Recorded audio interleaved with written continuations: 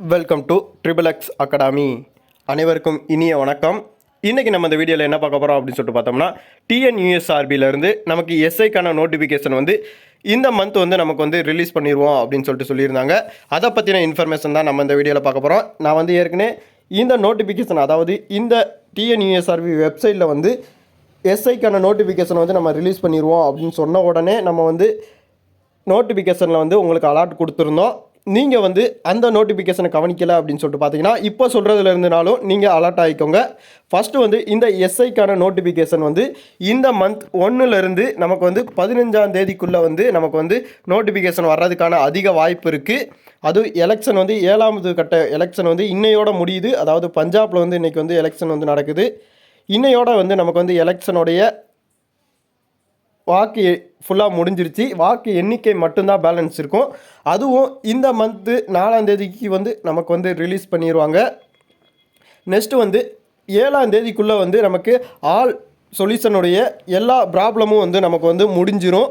அதனால SI notification எந்த விதமான தாமதமும் ஆகாது. கண்டிப்பான முறையில் இந்த மந்த் நமக்கு எஸ்ஐ நோட்டிஃபிகேஷன் ரிலீஸ் பண்ணிடுவாங்க.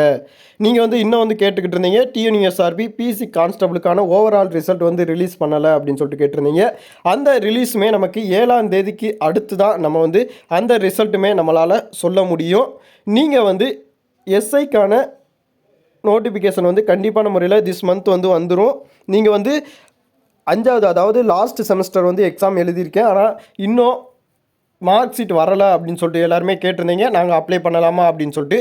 உங்களுக்கு டிகிரி மார்க் ஷீட் இருந்தால் மட்டுமே, அதாவது டிகிரி நீங்கள் கம்ப்ளீட் பண்ணிட்டீங்க அப்படின்னு சொல்லிட்டு இருந்தால் மட்டுமே உங்களால் அப்ளை பண்ண முடியும். இப்போ தான் எக்ஸாம் எழுதியிருக்கேன், ரிசல்ட் வரல எதுவும் அப்படி சொன்னீங்கன்னா உங்களால் கண்டிப்பான முறையில் அட்டன் பண்ண முடியாது. அதாவது 5வது செமஸ்டர் எழுதிக்கிட்டு இருந்தீங்க அப்படின்னு சொல்லிட்டு ஒருத்தவங்க கேட்டிருந்தாங்க. அவங்க கண்டிப்பான முறையில் நீங்கள் அப்ளை பண்ண முடியாது. இல்லை இந்த நோட்டிஃபிகேஷன் தள்ளி போச்சு, எனக்கு ரிசல்ட் வந்துருச்சு அப்படின்னு சொல்லிட்டு பார்த்தீங்கன்னா நீங்கள் அப்போது அப்ளை பண்ணிக்கலாம்.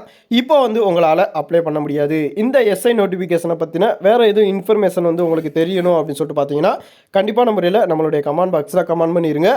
இந்த நோட்டிஃபிகேஷன் வந்துடும் அப்படின்னு சொல்லிட்டு நம்ம எப்படி குறிப்பாக சொல்கிறோம் அப்படின்னு சொல்லிட்டு பார்த்தோம்னா, டிஎன்யூஎஸ்ஆர்பியை பொறுத்த வரைக்கும் எலெக்ஷனில் அவங்களுடைய பங்களிப்பு முக்கால்வாசி பங்களிப்பு டிஎன்யூஎஸ்ஆர்பியில் இருந்து தான் போகும்.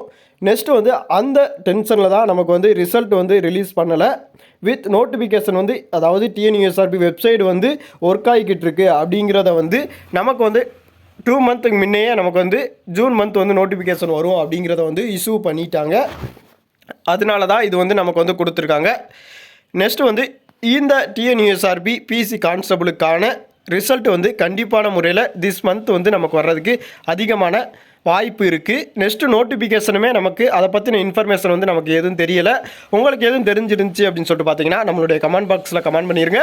எவ்வளோ வேகன்சி வரும் அப்படின்னு சொல்லிட்டு இமேஜின் பண்ணுறீங்க அப்படிங்கிறதையும் நம்மளுடைய கமெண்ட் பாக்ஸில் கமெண்ட் பண்ணிடுங்க. நன்றி, வணக்கம்.